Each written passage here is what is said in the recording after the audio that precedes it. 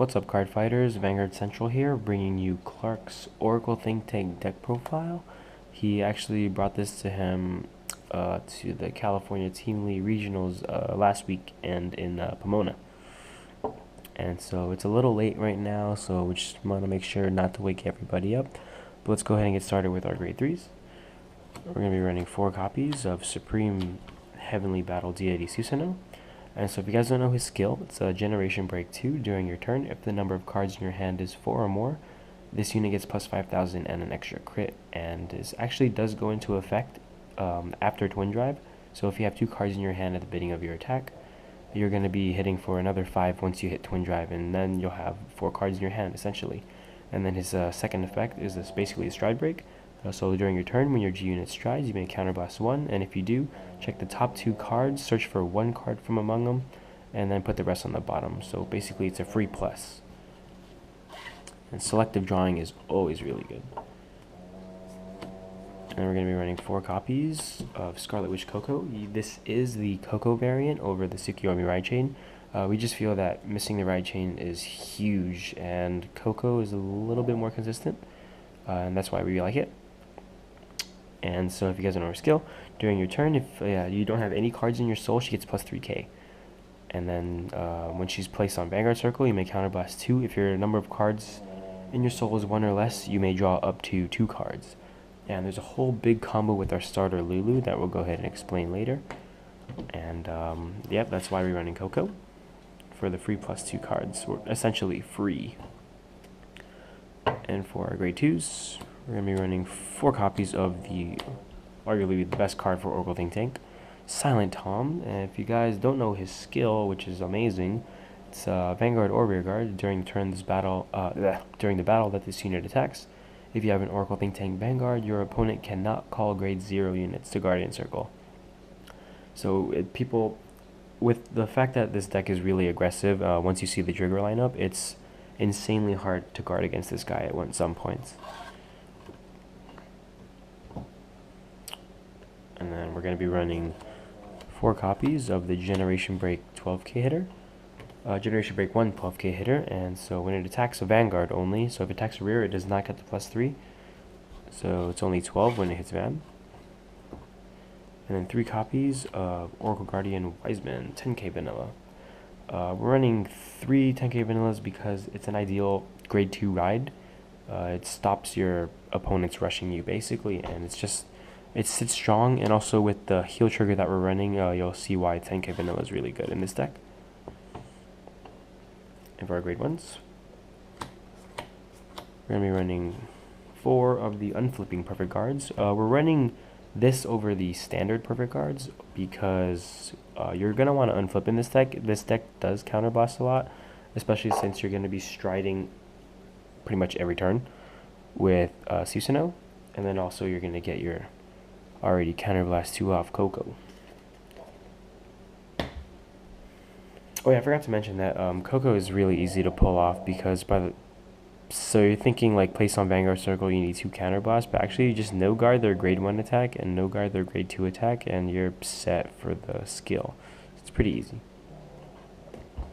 Unless they're dumb enough to not attack with their Vanguard and just not get cards in their hand, like that works too, if they want to do that. And after that, we're going to be running 3 copies of the Stride Fodder. So like I said, you're going to be striding a lot in this deck, and so running basically 8 grade 3s and 3 Stride Fodders is a pretty good amount, especially the fact that you're going to be selectively drawing in this deck. So you're going to basically get the cards you want in your hand. And then we're going to be running a total of 6 8k vanillas. We're running 8k vanillas because you're going to want to throw these behind Tom for sure, because 8 and 8 is going to be 16, and it's a magic number against majority of Vanguards today. And then we're tucking in 1 Weather Girl Milk. So like I said, you do selectively draw in this deck, so towards the middle of the game or end of the game, or even early in the game, you're most likely going to get her in your hand. She's the 10k booster if you have 4 or more cards in your hand, and she's devastating behind Susanoo at Generation Break 2 because alone, this column, is going to be hitting for 26k with an additional crit. which is really, really good. And let's go ahead and move on to our triggers. We're going to be running 12 crits, and 4 of them being Psychic Bird. And Psychic Bird's skill is to put it into the soul from rearguard circle and draw a card. So it lets you kind of filter out hand, essentially. And also, I don't know, it's good. It's good just to draw a card. And then we're going to be running 4 Lozenja Magus. We're running this heal trigger because, one, she shuffles your deck, because everything does stack at the bottom when you're selectively drawing, like for the stride break for Susanoo. And then also she's a 6k booster, and that's what I was mentioning earlier about Wiseman. It makes an easy 16k column, and you get a free trigger, a heal trigger, back into the deck, which I think is really, really good. So this deck really does make a lot of magic numbers, and that's what we enjoy. And let's go ahead and move over to, derp. Starter is going to be Little Witch Lulu. And so if you guys don't know Lulu's skill, it's in the soul. When she's in the soul, when another of your grade 3 or greater Oracle Think Tank is placed on Vanguard Circle, you may call it to rearguard. And then second skill, which is amazing, when this unit is placed on rearguard from your soul, you may choose 2 Oracle Think Tank from your soul and put them into your drop zone. And then if you do, you may draw a card. So basically, let's say we had, here's Lulu, here's our Vanguard. Start the game. And then we ride. Grade 1. And then you ride. These are some awesome rides, by the way. 8k ride, 10k ride, like anti-rush. And then let's go, we have 2 open counterblasts. Ride Coco. Let's go ahead and do Lulu's skill first. Let's pull her back and lose her skill to soul blast these 2 that were in the soul. Boom, boom. That's a +1 already. Draw. And then you go Coco skill. You counterblast 2. And that's another 2. That's 3 cards just for riding grade 3. And that is super good. Well, counterblasting 2, but then that's 3 cards in your hand for a counterblast 2. That's redonk. Too good. Too good, guys. And for our G zone, we're going to be running 3 copies. 3 copies of Soaring Auspicious Beast Kiran. And if you guys don't know Kiran's skill, it's basically like the stride break for Susanoo. It's except it's when the attack hits a Vanguard. So check top 2, search for 1 card from among them, put it to your hand, and then put the rest on the bottom of your deck in any order. And so this is really good because a lot of people are going to be wondering, like, do they discard? They're basically going to be getting 4 cards in their hand after triple drive. And so it's really good pressure. And if they don't guard it, you're having 12 crits in this deck. So it's a pretty aggressive build. And then we're going to be running 3 copies of Miracle Element Atmos. Now we're running Atmos because we want to hit those magic numbers. And so let's say you can't, well, you pretty much want to be doing the stride break for Susanoo all the time.